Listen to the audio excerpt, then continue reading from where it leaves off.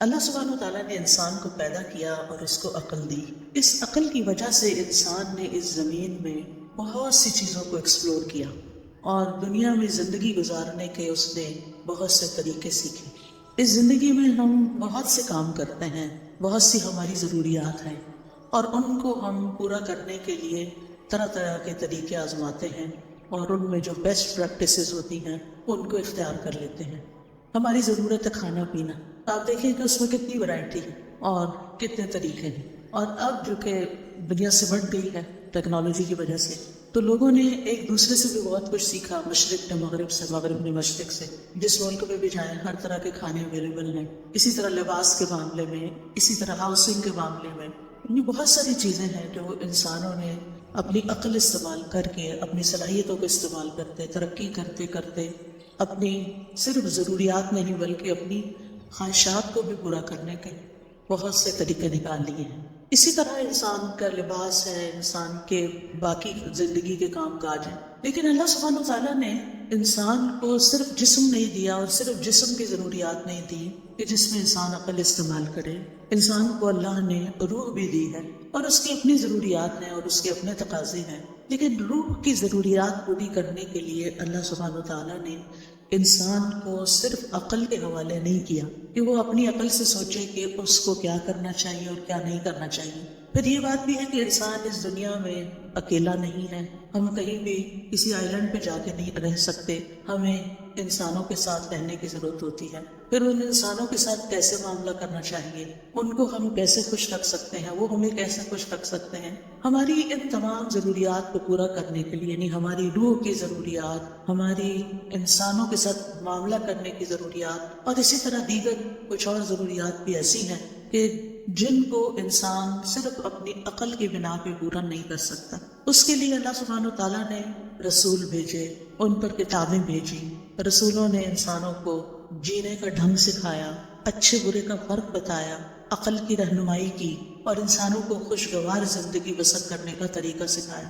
عام طور پر انسان کی غلط فہمی رہی ہے اور وہ یہ سمجھتا رہا ہے کہ اگر اس کی خواہشات پوری ہو جائیں گی تو اس کو ایک خوشگوار زندگی مل جائے گی، تو خوش ہو جائے گا۔ اسی لیے ہم دیکھتے ہیں کہ ہم اپنی خواہشات کی تکمیل میں بھاگ دوڑ کرتے ہیں، لیکن کچھ ہی عرصے کے بعد ہمیں پتہ چلتا ہے کہ جو کچھ ہم زندگی میں چاہتے تھے وہ سب کچھ تو مل گیا، پر دل اب بھی خوش کیوں نہیں؟ وہ کس چیز کی کمی ہے؟ وہ اندر ایک ویکیوم سا کیوں ہے؟ ایک خلا کیوں ہے؟ ایک اداسی سی کیوں ہے؟ ایک بے اطمینانی اور بے سکونی سی کیوں ہے؟ وہ کیسے دور ہوگی؟ اس کے لیے انسانوں نے اپنے اپنے طریقے ایجاد کیے اور اپنے طریقوں سے اس ضرورت کو پورا کرنے کی کوشش کی، لیکن ناکام رہا۔ ہاں، اللہ کے وہ سمجھدار بندے جنہوں نے پیغمبروں کی بات کو مان لیا اور اس کے مطابق اپنی زندگی کو ڈھال لیا اور اللہ سبحانہ تعالیٰ کو پہچان لیا اور اس کے بندے بن کے رہے، تو انہوں نے اپنی زندگی کو بھی خوشگوار بنا لیا، اور پھر انہوں نے یہ جان لیا کہ زندگی صرف یہ نہیں ہے، یہ تو ایک امتحان کے لیے زندگی تو اس کے بعد شروع ہوگی۔ لہٰذا انہوں نے اس زمین پر وہ کام کیے کہ جس سے ان کی دنیا بھی سنورے اور عاقبت بھی سنورے۔ بہرحال آج میں کچھ وہ باتیں آپ سے کروں گی کہ جس سے آپ کو اس دنیا میں اچھی سی زندگی بسر کرنے کے کچھ اصول، کچھ ضابطے ہاتھ آئیں، تاکہ ہم یہاں بھی سکون سے زندگی بسر کر سکیں، اور بحیثیت مسلمان چونکہ ہمارا ایمان ہے کہ مرنے کے بعد ہم دوبارہ اٹھائے جائیں گے۔ جیسے اللہ تعالیٰ نے پہلی دفعہ پیدا کیا، اس کے لیے کچھ مشکل نہیں کہ وہ ہمیں دوبارہ بھی پیدا کریں۔ یعنی دوبارہ کی زندگی کا ثبوت کیا ہے؟ پہلی دفعہ پیدا ہونا۔ یہ زندگی دلیل ہے اس بات پر کہ مرنے کے بعد ایک اور زندگی بھی ہو سکتی ہے، اور ہم سب دوبارہ اٹھائے جائیں گے، اور جب اٹھائے جائیں گے پھر اللہ تعالیٰ کے حضور پیش کیے جائیں گے، اور پھر ہمارے اعمال تولے جائیں گے، اور پھر اس کے مطابق ہمارا ٹھکانہ بنے گا۔ کچھ لوگ جنت میں جائیں گے، کچھ جہنم میں جائیں گے۔ جنت میں جانے والوں کو بھی درجات ہیں اور جہنم میں جانے والوں کو بھی درکات ہیں۔ عربی زبان میں درجہ کہتے ہیں جو اوپر کو چیز جاتی ہے، اور درک کہتے ہیں جو نیچے کو جاتی ہے۔ ان المنافقین فی الدرک الاسفل، یعنی سب سے نچلے گڑھے میں منافق ہوں گے۔ تو کچھ لوگ جنت میں جو جائیں گے، جنت میں بھی ان کے درجات ہوں گے۔ جنت کے بارے میں ایک روایت میں آتا ہے کہ اس کے 100 درجے، کچھ لوگ پہلے درجے پہ ہوں گے، کچھ 20ویں پہ ہوں گے، کچھ 30ویں پہ، اور کچھ آخری جنت الفردوس میں ہوں گے۔ اور یہ درجات کس بنا پر ہوں گے؟ قرآن مجید میں آتا ہے لِكُلٍّ دَرَجَاتٌ مِّمَّا عَمِلُوا، ہر ایک کے درجات ہیں اس کے مطابق جو انہوں نے عمل کیے، یعنی جیسے عمل ہوں گے، جتنے عمل ہوں گے اس کے مطابق درجہ ملے گا۔ دنیا میں بھی انسان جیسے جتنی کمائی کرتا ہے، محنت کرتا ہے، کام کرتا ہے، اتنا مال اکٹھا کر لیتا ہے۔ عمل کا بھی یہی حال ہے، جتنا انسان عمل کرتا ہے، کوشش کرتا ہے، اور اس کے مطابق پھر آخرت کے درجات کما لیتا ہے۔ اب یہ ہماری اپنی چوائس ہے کہ ہم اپنے لیے کیا چاہتے ہیں۔ بہرحال خوشگوار زندگی بسر کرنے کا پہلا اصول یہی ہے جو قرآن نے ہمیں دیا ہے کہ انسان عمل صالح پر، نیک کاموں پر، خیر کے کاموں پر توجہ کرے اور ان کو بجا لانے کی کوشش کرے۔ اس میں ہم سورۃ النحل میں دیکھتے ہیں، آیت نمبر 97 ہے، من عمل صالحا من ذکر او انثى وهو مؤمن فلنحيينه حياة طيبة ولنجزينهم اجرهم بأحسن ما كانوا يعملون۔ جو کوئی نیک عمل کرے گا، جو بھی کوئی اچھا کام کرے گا، خواہ مرد ہو یا عورت ہو، شرط یہ کہ وہ مومن ہو، وَهُوَ مُؤْمِنٌ فَلَنُحْيِيَنَّهُ حَيَاةً طَيِّبَةً، تو ہم اس کو ضرور عمدہ زندگی بسر کروائیں گے۔ حیات طیبہ، یہ آخرت کی بات نہیں ہو رہی، یہ دنیا کی بات ہو رہی ہے کہ دنیا میں بھی اس کو ایک اچھی پیور لائف ملے گی، صاف ستھری زندگی ملے گی، اور اس کا تعلق انسان کے ظاہر سے بھی ہے اور انسان کے دل سے بھی ہے۔ اور پھر اس کے بعد وَلَنَجْزِيَنَّهُمْ أَجْرَهُمْ، ان کو ان کے اعمال کا بدلہ بھی ضرور دیں گے، بِأَحْسَنِ مَا كَانُوا يَعْمَلُونَ، اس بہترین طریقے پر جو وہ عمل کرتے تھے، یعنی جس کوالٹی کا، جس درجے کا وہ عمل کرتے ہوں گے اسی درجے کے مطابق ان کو وہاں بدلہ بھی دیا جائے گا۔ اس لیے ہمارا فوکس اس بات پر ہونا چاہیے کہ ہم اپنی زندگی میں نیک اعمال کی طرف متوجہ ہوں، لیکن نیک اعمال سے پہلے ایمان ضروری ہوتا ہے، یعنی ہمیں اپنے ایمان پر کام کرنے کی ضرورت ہے۔ وَهُوَ مُؤْمِن شرط ہے، اگر ایمان نہیں ہے تو آپ دیکھیں اچھے کام تو دنیا میں ہر کوئی کام، کوئی زیادہ اچھے کام کرتا ہے، بلکہ بہت سے نان مسلم ایسے ہیں جو شاید مسلمانوں سے بھی زیادہ اچھے کام کر رہے ہوں، انسانیت کی بھلائی کے کام کر رہے ہوں، لیکن وہ فائدہ نہیں دیتے جب تک کہ وہ اللہ کے لیے نہ کیے جائیں اور اللہ پر ایمان لا کر نہ کیے جائیں۔ ایون مسلم بھی، مسلمان بھی اگر کوئی اچھا کام کرتا ہے لیکن اللہ کے لیے نہیں کرتا تو اس کا فائدہ نہیں ہوتا اس کو۔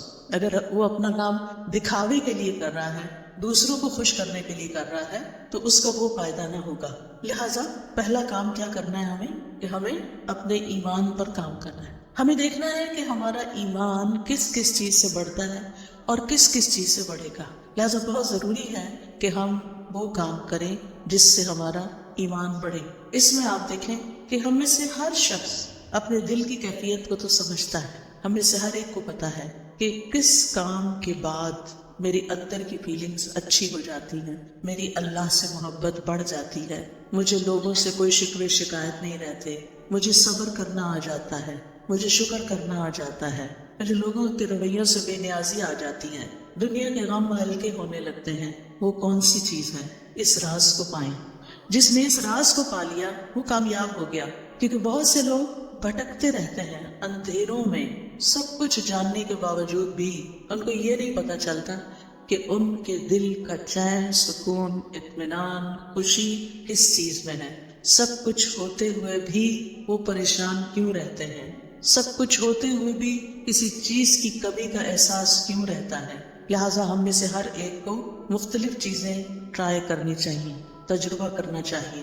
وہ کون سی بات ہے، وہ کون سا کلام ہے، وہ کون سی مجلس ہے، وہ کون سا انسان ہے، وہ کون سی محنت اور کوشش ہے کہ جس کے بعد مجھے ایک سیٹسفیکشن نصیب ہوتی ہے، اور جس چیز کے بعد آپ کو ملے اس چیز کو پھر دوبارہ دہرانا چاہیے۔ وہ قرآن مجید کا پڑھنا بھی ہو سکتا ہے، وہ اللہ کا ذکر بھی ہو سکتا ہے، وہ بندوں کی خدمت بھی ہو سکتی ہے۔ اگر یہ سارے کام اللہ کی خاطر ہو رہے ہوں، کسی کو دکھانے کے لیے نہ ہو رہے ہیں، وہ صدقہ خیرات بھی ہو سکتا ہے۔ نبی صلی اللہ علیہ وسلم نے فرمایا کہ تم آگ سے بچو، خواہ کھجور کا ایک ٹکڑا، یعنی پوری کھجور بھی نہیں، بشق تمرہ، شق کہتے ہیں یعنی اگر اس کو دو حصوں میں توڑا جائے تو ہر دو حصہ شق جانب، یعنی اس کا ایک پیس جو ہے، کھجور کا ایک پیس اندر تو گٹلی ہوتی، اگر وہ پوری کھجور بھی نہیں دے سکتے، آدھی کھجور دے کے بھی تم اس کو پا سکتے ہو، یعنی آگ سے بچ سکتے ہو، تو ایسا ضرور کرو۔ کہنے کا مطلب یہ ہے کہ ہم اپنی زندگی میں صرف اپنی خواہشات کی تکمیل نہ کر رہے، صرف اپنی خواہشات کے پیچھے نہ دوڑتے رہیں، بلکہ ان کاموں کے پیچھے جائیں، خواہ ان میں محنت لگتی ہو، خواہ ان میں تکلیف ہوتی ہو، خواہ ان میں کچھ قربانی کرنی پڑتی ہو، لیکن اس کے نتیجے میں ہمیں سکون قلب حاصل ہوتا۔ امام ابن تیمیہ نے کہا تھا کہ انسان کے لیے ایک جنت دنیا میں ہے اور ایک آخرت میں ہے۔ جو دنیا کی جنت میں داخل نہیں ہوا وہ آخرت کی جنت میں داخل نہیں ہو سکتا۔ وہ دنیا کی جنت کیا ہے؟ وہ دنیا کی جنت دل کا سکون ہے، دل کی راحت ہے، دل کی ٹھنڈک ہے، دل کا اطمینان ہے، دل کی خوشی ہے، کہ جس سے انسان ہر طرح کے حالات میں ایک پرسکون انسان رہتا ہے۔ اس کے لیے ہر شخص کو خود محنت کرنا ہے، اور اصول میں نے آپ کو دے دیا کہ اس کی جو ہے وہ ایمان لا کر عمل صالح ہے، نیک عمل ہے۔ لیکن وہ نیک عمل کیا کیا ہے؟ ان کا علم حاصل کرنا ضروری ہے کہ کون کون سے کام اللہ تعالیٰ کو پسند ہے۔ پھر اسی طرح آپ دیکھیے کہ دوسری چیز جو انسان کو خوشی دیتی ہے وہ انسانوں کے ساتھ احسان کا معاملہ ہے، چاہے زبان کے ساتھ چاہے کام کے ساتھ۔ یعنی جب آپ کسی کے ساتھ اچھا بول لیتے ہیں، صرف اس کے ساتھ نہیں جو آپ کے ساتھ اچھی طرح بات کرتا ہے، اس کے ساتھ بھی جو آپ سے اچھی طرح بات نہیں کرتا اور کبھی بھی نہیں کرتا۔ ہم میں سے ہر شخص کی زندگی میں کچھ لوگ ایسے ضرور ہوتے ہیں کہ ہم ان کے ساتھ اچھا کرتے بھی رہیں پھر بھی وہ ویسے ہی رہتے ہیں جیسے وہ ہوتے ہیں۔ لیکن ایسی جگہ پر جب انسان اپنی سیٹسفیکشن کے لیے اچھا کرتا ہے تو مزہ نہیں آتا، لیکن جب اللہ کے لیے کرتا ہے تو اس کا دل خوش ہو جاتا ہے کہ میں نے وہاں نیکی کی، میں نے اس کے ساتھ نیکی کی جس سے مجھے کوئی جواب نہیں ملنا۔ لہذا قولوا للناس حسنا، لوگوں سے جب بھی بات کریں، چاہے آپ کے ملازم ہوں، چاہے آپ کے رشتہ دار ہوں، چاہے آپ کہیں کام کرتے ہیں تو آپ کے کولیگز ہوں، چاہے آپ کہیں پڑھاتے ہیں تو آپ کے شاگرد ہوں، کوئی بھی ہو، بڑوں کے ساتھ پھر بھی انسان عزت کا اور احترام کا ایک معاملہ کرتا ہے، لیکن عموماً اپنے جیسوں کے ساتھ پھر ویسا ہی کرتا ہے جیسے اس کے ساتھ کیا جا رہا ہوتا ہے، اور اس کو ہم جسٹیفائی بھی کرتے ہیں۔ ہم یہ کہتے ہیں وہ بھی تو کرتا ہے نا، وہ بھی تو ایسے ہی کرتا ہے، ایسے کو تو ایسا ہی ہونا چاہیے۔ یہ اصول ہم نے خود بنا لیا، ایسے کو تیسا، یہ قرآن سے ٹکراتا ہے۔ ایسے کو تیسا نہیں، جو برا کرے ہمیں کیا تعلیم دی گئی ہے کہ ہم اس کے ساتھ اچھا کریں۔ ادفع باللتی ہی احسن، برائی کو اس طریقے سے دور کرو جو زیادہ اچھا طریقہ ہو۔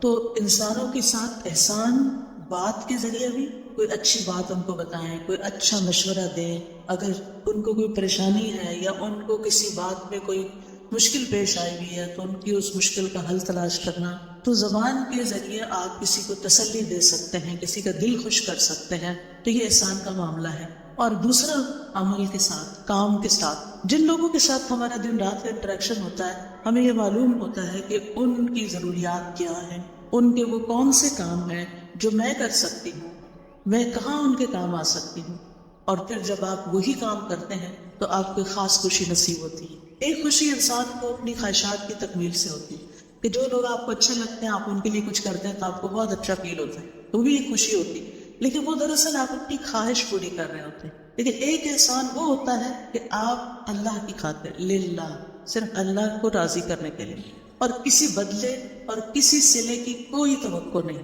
انما نطعمکم لوجہ اللہ لا نرید منکم جزاء ولا شکورا، ہم تو تمہیں صرف اللہ کی خاطر کھلا رہے ہیں، ہم تم سے نہ کوئی بدلہ چاہتے ہیں، شکریہ بھی نہیں چاہتے، حتیٰ کہ ہم یہ بھی نہیں آپ پہ بوجھ ڈالتے کہ آپ ہمارے لیے دعا کریں، کیونکہ سلف صالحین کسی نیکی کے جواب میں دعا کا مطالبہ کرنے کو بھی بدلہ سمجھتے تھے۔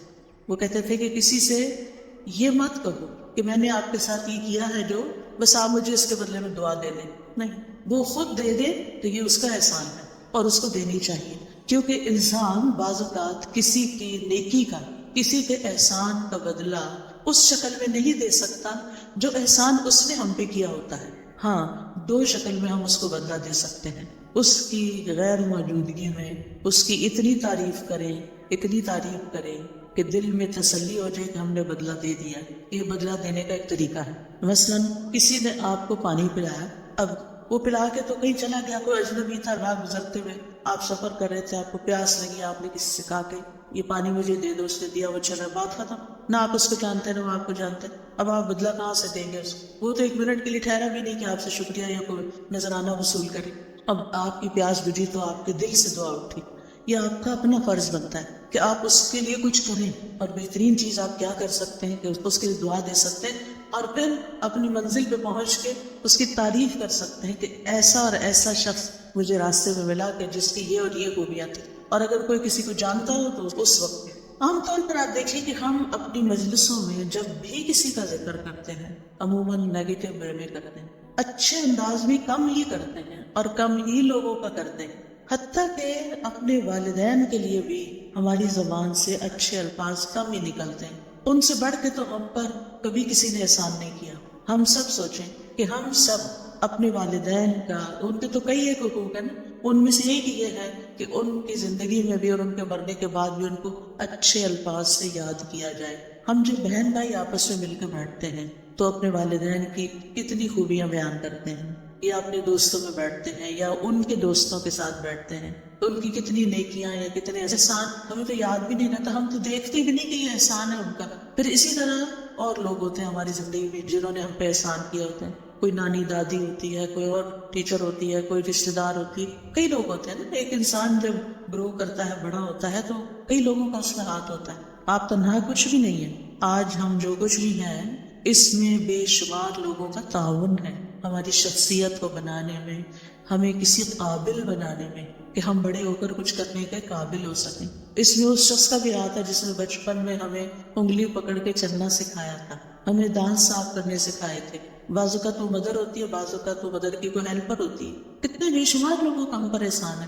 ہم سوچیں کہ ہم نے اپنے محسنین میں سے کتنے محسنوں کو اچھے لفظوں میں کبھی یاد کیا. اور آپ دیکھیں کہ ہمارے منہ سے جو لفظ نکلتے ہیں نا، ان کا سب سے پہلے براہ راست امپیکٹ خود ہمارے اپنے اوپر پڑتا ہے. جب ہم اچھی بات کرتے ہیں تو اس کا اچھا اثر خود اپنے اوپر پڑتا ہے، آپ اپنا دل خوش ہوتا ہے. اور جب ہم کسی کی بری بات کرتے ہیں یا سنتے ہیں تو اس کا برا اثر آپ کے اپنے اوپر بھی پڑتا ہے. یہ ہو نہیں سکتا کہ آپ اس سے پھر بچ جائیں، کہ آپ کسی کو کچھ سنا دیں. اور سے کوئی شخص کسی کو گالیاں دے رہا ہے تو یہ تو نہیں ہوتا کہ وہ اٹھا کے صرف اس پہ کچھ پھینک رہا ہے، وہ اپنے آپ کو اپنے کانوں کے ذریعے اپنے دل پہ بھی پھینک رہا ہے. تو ان احسنتم احسنتم لانفسکم، اگر تم اچھا کرو گے تو اپنی ذات کے لیے اچھا کرو گے. انسان جب اچھا کرتا ہے اپنے ہی لیے اچھا کرتا ہے. اسی طرح خوشگوار زندگی بسر کرنے کے لیے بڑا ضروری ہوتا ہے، ایک اچھی زندگی بسر کرنے کے لیے کہ انسان کسی اچھے کام میں مصروف رہے. ایک تو وہ کام ہوتے ہیں نا جو ہمیں کرنے پڑ جاتے ہیں، جو مجبوری سے ہم کرتے ہیں، ہمارے اوپر وہ ڈال دیے جاتے ہیں. مثلاً آپ بیٹی ہیں، گھر میں رہتی ہیں، تو آپ کی والدہ نے آپ کو کچھ کام کہہ دیے یہ تم نے کرنے. جیسے ہم اپنے بچوں کے ساتھ کرتے ہیں، کچھ کام بیٹے کے ذمہ، کچھ بیٹی کے ذمہ، کچھ وہ تو کرنا ہی ہے. کہ آپ کا فرض بنتا ہے کہ آپ جس گھر میں رہتے ہیں جہاں سے آپ سارے فائدے اٹھاتے ہیں وہاں آپ پے بیک بھی کریں، کچھ نہ کچھ واپس لوٹائیں، کچھ نہ کچھ اس گھر کی خیر پائی کریں. لیکن یہ کافی نہیں ہے، یہ تو فرض کے درجے میں ہے نا. جو احسان ہوتا ہے نا وہ فرض سے آگے کی چیز ہوتی ہے، ٹھیک ہے نا. مثلاً حدیث سے جبریل میں احسان کی تعریف کیا کی گئی؟ ان تعبد اللہ کأنک تراہ. اب اس میں آپ دیکھیں دو حصے ہیں. ان تعبد اللہ ایک حصہ ہے جو ہم سب کرتے ہیں، کأنک تراہ دوسرا حصہ جو احسان کا درجہ ہے. اگر آپ یہ نہیں کرتے کأنک تراہ تو آپ صرف عبادت کریں، فرض پورا کریں، ہو گیا. لیکن احسان کے درجے کو نہیں آپ پہنچے. احسان کے درجے کو وہ پہنچتا ہے جو اسے خوبصورت انداز میں نبھاتا ہے. تو اس میں آپ دیکھیے کہ ہم سب اپنی زندگی میں کوئی نہ کوئی ایسا مقصد رکھیں، کوئی نہ کوئی ایسی چیز کریں جو ہمارے روز مرہ کے فرائض سے آگے کی چیز ہو. اس میں ہم کوئی علم سیکھنے کی بات کر سکتے ہیں، کوئی سکھانے کی کر سکتے ہیں، کوئی ایسا ہنر اللہ نے آپ کو دیا ہے کہ جس سے آپ خلق خدا کو کوئی فائدہ پہنچا سکتے ہیں.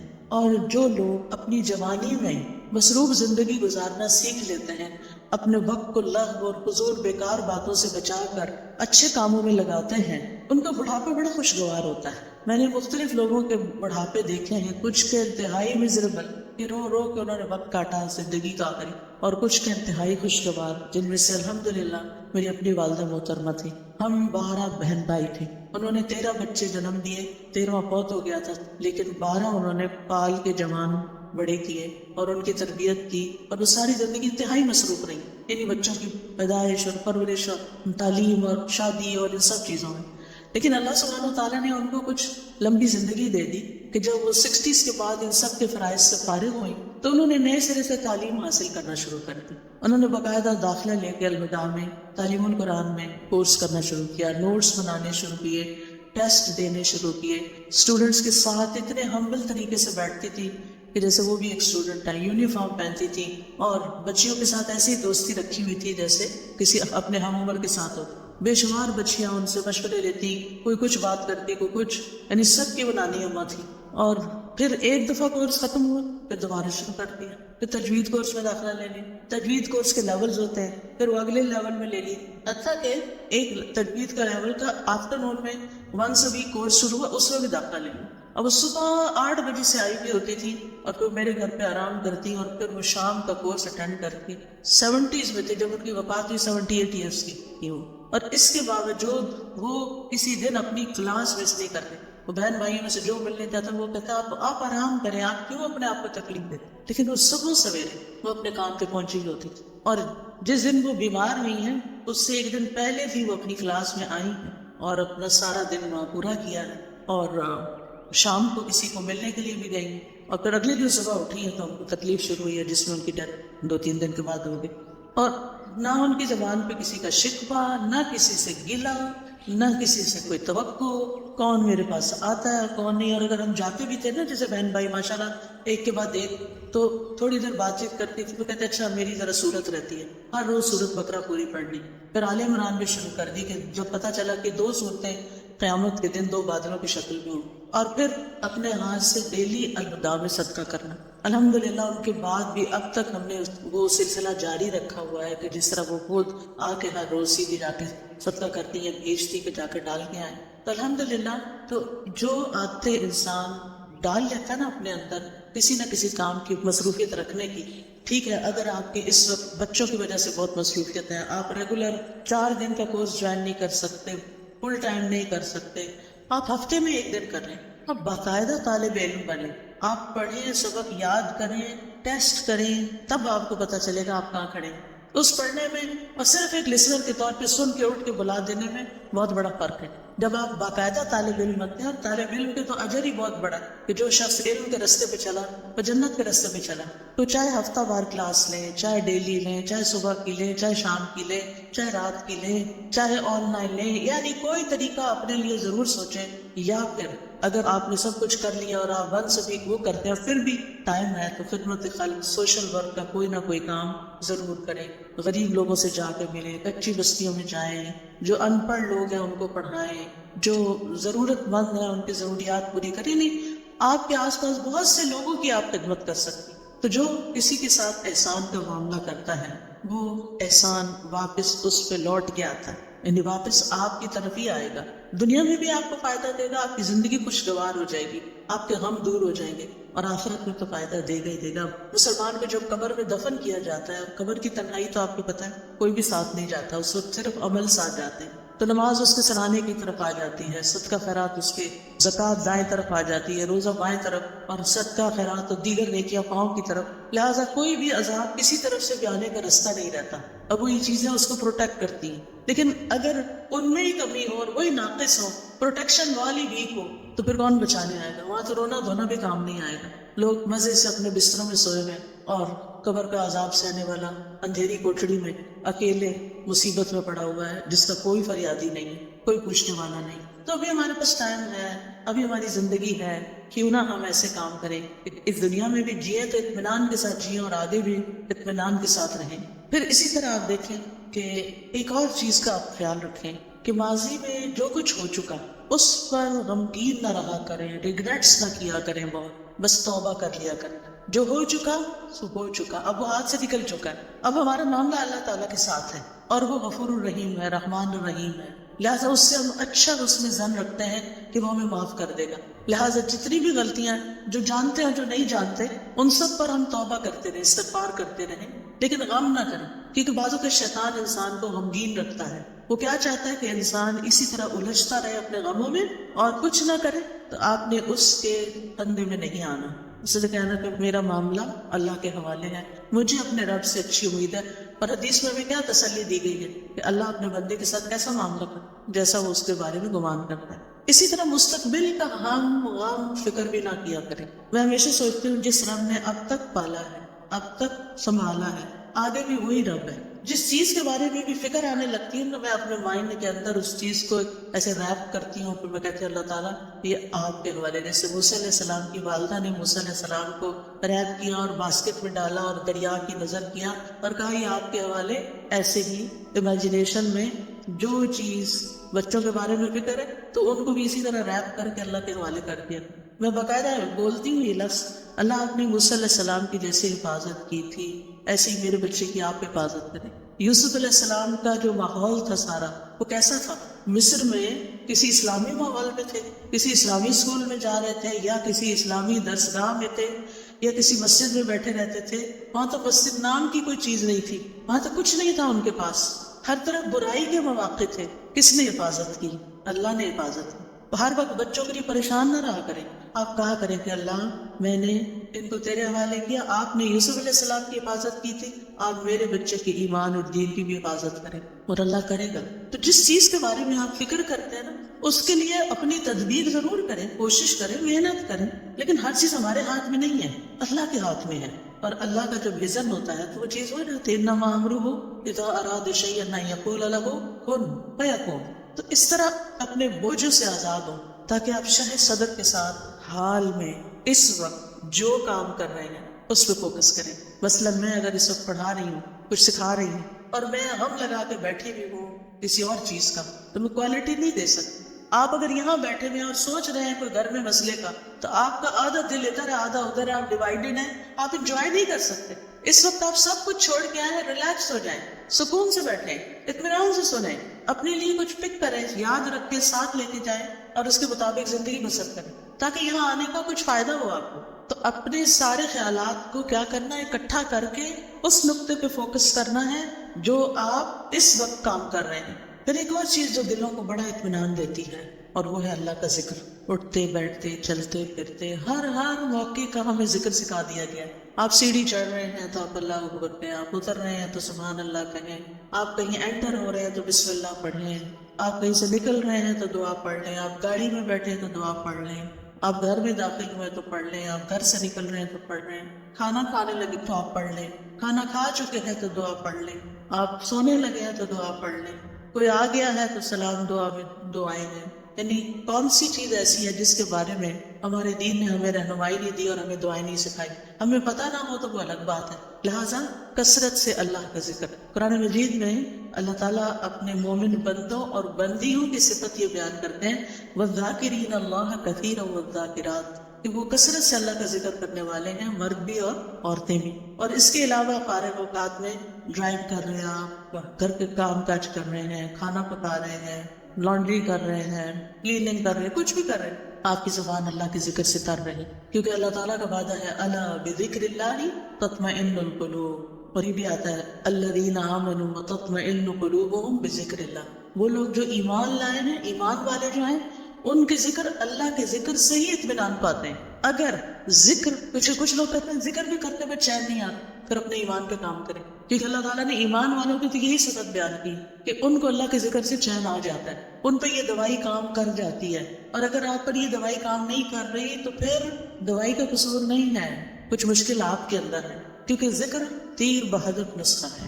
تیر بہدف کا مطلب ہوتا ہے نشانے پہ جا کے لگتا ہے، جس قسم کی آپ کو تکلیف ہو اس کا علاج ہے. پھر اسی طرح اپنی روزمرہ کی گفتگو میں اللہ کی نعمتوں کا ذکر شروع کر دیں، اللہ کی نعمتوں کو دیکھنا شروع کریں، چھوٹی چھوٹی باتوں پر شکر ادا کریں. مثلاً آپ واش روم میں جاتے ہیں، ٹیپ کھولتے ہیں، گرم پانی آتا ہے، صرف ہاتھ دھو کے وضو کر کے نہا کے باہر نہ نکلیں، بلکہ کیا کریں، دل ہی دل میں، ادھر اللہ کا ذکر تو نہیں ہم نے کرنا ہوتا واش روم میں کھڑے ہو کر، دل ہی دل میں کریں شکر.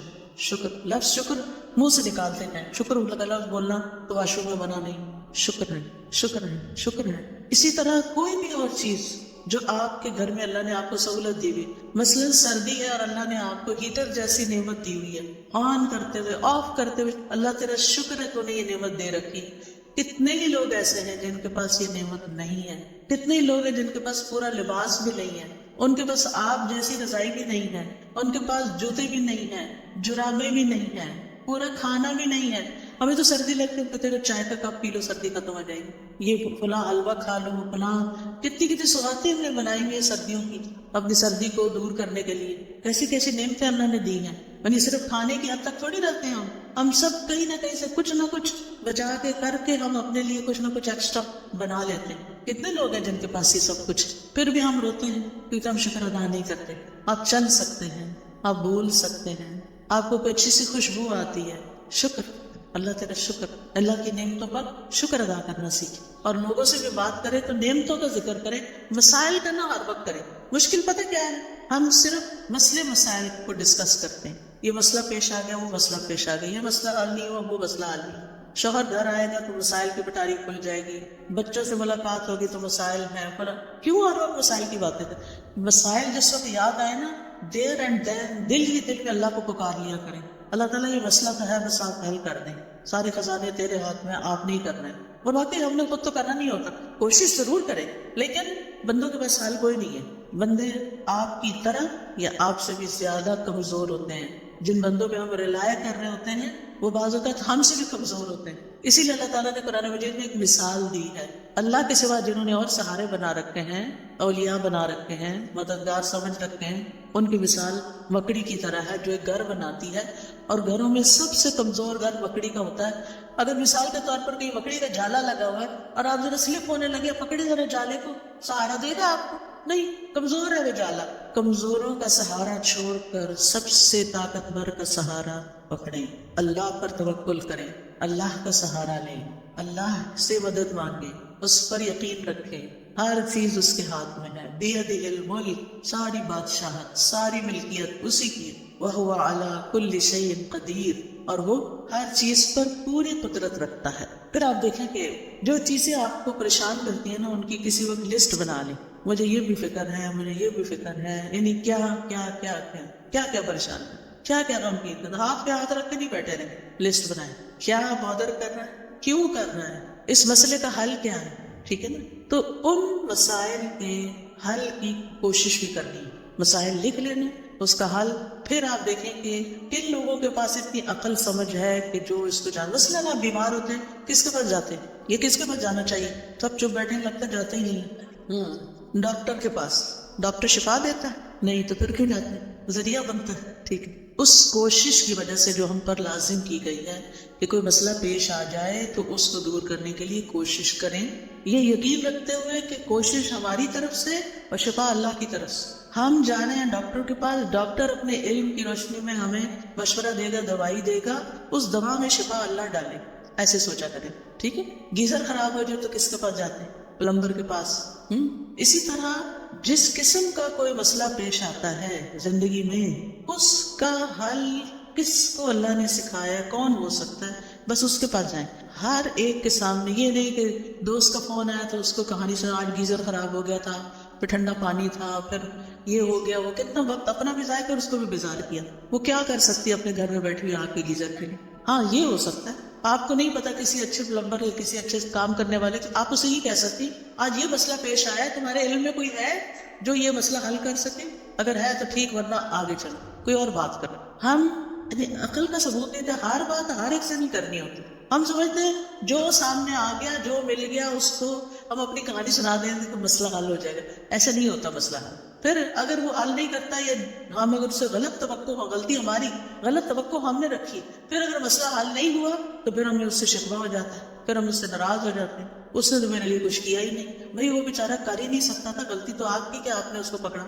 ٹھیک ہے. اور ویسے بھی جب تک مسئلہ حل نہیں ہوتا نا, تو اپنے آپ کو تسلی دینے کے لیے سوچا کریں کہ مجھ سے بھی زیادہ بہت سے لوگ ایسے ہیں جن کے اس سے بھی زیادہ مسائل ہیں. کوئی بیماری آ گئی, اللہ نہ کرے, اس میں آپ کیسے پرسکون رہ سکتے ہیں؟ ان سب کو سوچیں جو اس بیماری میں مبتلا ہے, بلکہ اس سے بھی بس کنڈیشن ہے. تو آپ اللہ کا شکر ادا کرنے لگ جائیں, کیونکہ شکر ہے میں اس طرح کے مسئلے میں نہیں ہوں, اور اللہ نے مجھے وہ ساری سہولتیں دی ہیں کہ میرا علاج ہو سکتا ہے. کتنے لوگ ہیں جو اپنا علاج کرا سکتے ہیں, اور کتنے لوگ ہیں جن کو اچھے ڈاکٹرز مل سکتے ہیں. لہٰذا نعمتوں کا ذکر کرتے رہیں اور غموں کا ازالے کی کوشش میں لگے رہیں. پھر اسی طرح ماضی کے ایسے واقعات, ایسے حادثات جنہوں نے آپ کی زندگی کو, کچھ انسانوں کے ساتھ آپ کا معاملہ گڑبڑ ہوا, کچھ اور اس طرح کے گریوینسز ہیں, ان کو نا کہیں کھود کے زمین میں دفنا دے سب کو. وہ پنجابی میں کہتے ہیں مٹی پاؤ, ان پہ لٹرلی مٹی ڈالیں. آپ نا اپنی امیجنیشن سے کام لیا کریں کہ آپ امیجنیشن میں گڑھا کھود رہے ہیں, اور پھر اس میں وہ سارا مسئلہ ڈال کے, اوپر مٹی ڈال کے دفن کر دیں اور بلا دیں, بس ختم.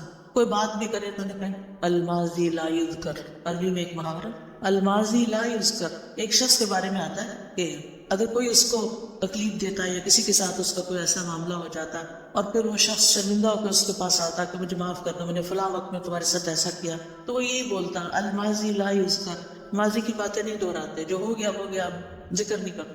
کہتے ہیں وہ فوت ہو گیا اور کسی کو خواب میں آیا کہ اللہ نے تمہارے ساتھ کیا معاملہ کیا، تو کہتا ہے کہ الماضی لا یذکر، میرے بھی پچھلے سارے گناہ معاف کر دیے. تو انسان ہے نا، انسانوں سے ہمیں تکلیف پہنچ جاتی ہے لیکن ہم نے رہنا بھی ان کے ساتھ ہوتا ہے. تو پچھلی باتوں کا نہ کھوتے کو رہتے رہا اور دعا کیا کرے اللہ میرے ذہن سے نکال دے یہ باتیں.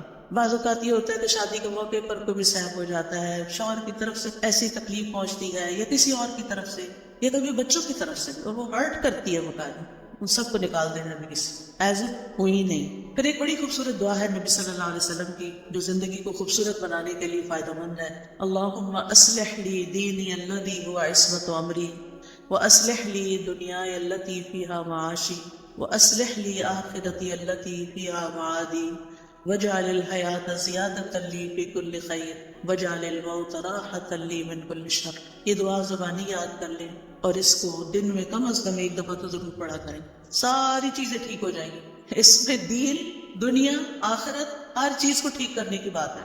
پھر اسی طرح بعض اوقات انسان اپنے اوپر قابو نہیں پا سکتا، اپنے ہاتھوں مجبور ہوتا ہے، چاہے غصے کا وقت ہو، چاہے غم کا وقت ہو، چاہے خوشی کا وقت ہو. بعض اوقات ہم خوشی میں بھی آپ پہ سے باہر ہو رہے ہوتے ہیں، تو ایسی صورت میں اللہ تعالیٰ سے دعا کیا کریں اللہم رحمتک ارجو فلا تکلنی الی نفسی طرفۃ عین واصلح لی شأنی کلہ لا الہ الا انت.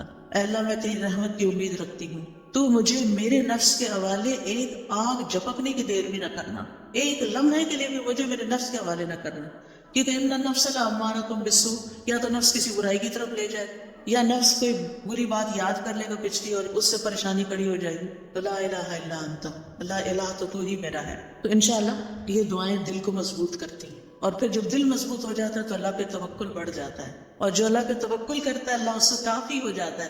وَمَن يَتَوَكَّلْ عَلَى اللَّهِ فَهُوَ حَسْبُهُ، جو اللہ پہ توکل کرتا ہے اللہ اس کا کام بنا دیتا ہے. پھر اسی طرح یہ ہے کہ اپنی زندگی میں اچھے لوگوں کے حالات زندگی پڑھا کریں، صحابہ کے بارے میں، صحابیات کے بارے میں، نبی صلی اللہ علیہ وسلم کی سیرت، قصص القرآن، کیسے لوگوں نے صبر کیا، کیسے زندگیاں گزاری، نیک لوگوں کے حالات، علماء کے حالات، محدثین کے، مفسرین کے، فقہاء کے، جنہوں نے کچھ کام کیے زندگی میں، آپ کو اس سے بہت خوشی ملے گی. ایسی کتابیں ہیں، جب میں یہاں پڑھتی تھی تو بہت لائبریریاں تھیں. دیال سنگھ لائبریری تھی، آئی ڈونٹ نو ابھی ہے یا نہیں. پھر اسی طرح یہ کلب روڈ پہ لائبریری تھی، میں اس میں بھی جایا کرتی تھی، مال پہ جو کلب روڈ پہ لائبریری. پھر اسی طرح یونیورسٹیز کی لائبریری، کالجز کی لائبریریز اور جگہوں پہ لائبریری. تو آپ ایسی کتابیں لا کے بھی پڑھ کے واپس کر سکتے ہیں، ورنہ یہ اب تو نیٹ پہ ہر چیز اویلیبل ہے. ایسے لیکچر اردو اور انگلش میں موجود ہیں جو حیات صحابہ اور صحابیات اور علماء امت کے بارے میں، مسلم ہیروز کے بارے میں موجود ہیں، ان کو سنیں. اس سے یہ ہے کہ آپ کی زندگی صراط مستقیم پہ آئے گی، کیونکہ ہمارے روز کہتے ہیں اہدنا الصراط المستقیم صراط الذین انعمت علیہم غیر المغضوب علیہم ولا الضالین.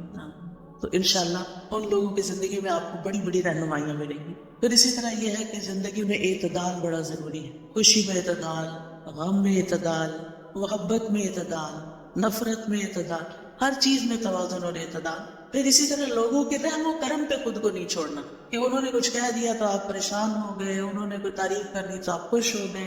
خوشی لوگوں میں نہیں ڈھونڈے، خوشی اپنے اندر ڈھونڈے. within yourself. آپ لوگوں کی مرضی پہ جینا نہ شروع کریں، اللہ کی مرضی پہ جئیں.